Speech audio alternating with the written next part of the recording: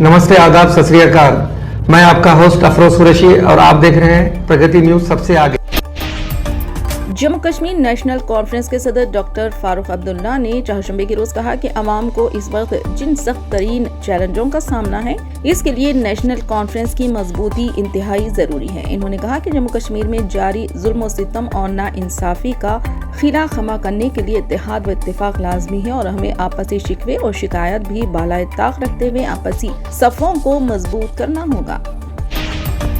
Supreme court ने चारशंबे के रोज Tamil Nadu police की जानिब से यूट्यूबर, सहाफी और हुक्मरान डीएमके हुकूमत के सख्त नाकिद सावकी शंकर के खिलाफ दर्ज 16 मुकदमात में किसी भी तरह की ताज़ीरी कार्रवाई पर रोक लगा दी।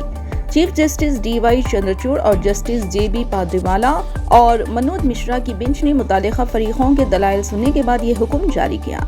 दरख्वास्त गुजार शंकर की जानिब से बेंच के सामने पेश हुए एडवोकेट बालाजी श्रीनिवासन ने दलील दी कि एक दिन कबल मंगल को ही इन्होंने कहा।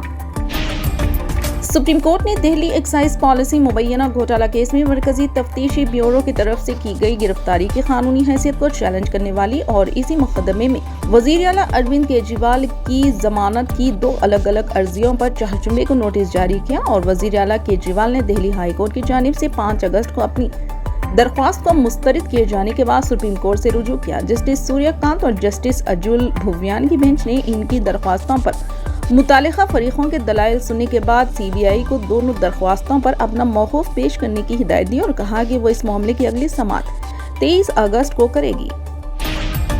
सीआरपीएफ ने हर घर तिरंगा मुहिम के हिस्से के तौर पर हैदराबाद के चंद्रायन गुट्टा से चार मीनार तक एक बाइक रैली का एहतमाम किया। ये रैली जो चंद्रायन गुट्टा के सीआरपीएफ कैंपस से शुरू हुई, फलकनुमा शालीबंडा से होती हुई चार मीनार पर इख्तिताम पजीर हुई। सीआरपीएफ के डीजी विजय भास्कर ने रैली को झंडी दिखाकर रवाना किया, जिसमें मुख्तलिफ अफसरान और जवानों ने शिरकत की। पुराने शहर में सीआरपीएफ की तिरंगा बाइक रैली से पुराने शहर में हुब्बुल वतनी के जज्बे की लहर दौड़ गई।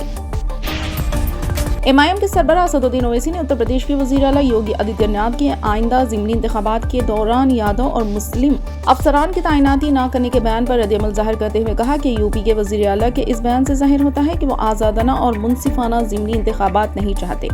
आइन 3024 के मुताबिक इंतखाबात करवाने के article election commission of India की जिम्मेदारी है। इन्होंने कहा कि इस तरह का बर्ताव करना ये जाहिर करता है कि वो इन ब्रदरियों से कितनी नफरत करते हैं। बैरिस्टर असदुद्दीन ओवैसी ने इलेक्शन कमीशन से अपील की कि वो आज़ादाना और मुनसिफाना इंतखाबात को यकीनी बनाए।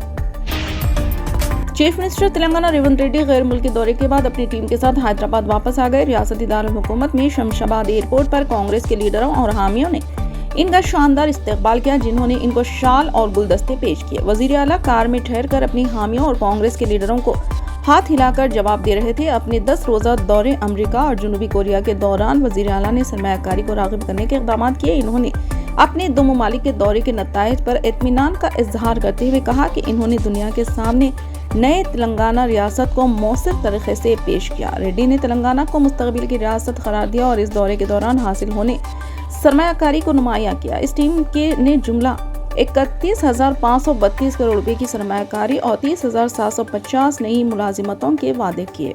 फिलहाल के लिए बस इतना ही। देखने के लिए शुक्रिया।